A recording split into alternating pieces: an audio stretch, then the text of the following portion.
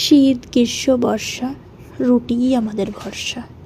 আমাদের আর কিছু না হোক, আমাদের রাতে দিনে রুটিটা আমাদের মাস্ট লাগবেই। কী দিয়ে খাবো সেটা জানি না, কিন্তু রুটিটা হবেই। রুটি হয়ে যাওয়ার পর তারপরে আমরা ডিসাইড করি যে রুটিটা আমরা কী দিয়ে খাবো। ঠিক আছে, চলো আমাদের রুটি হয়ে গেল, কিন্তু রুটিগুলো হচ্ছে ঠিক মানুষের কিছু কিছু মানুষের চরিত্রের মতন।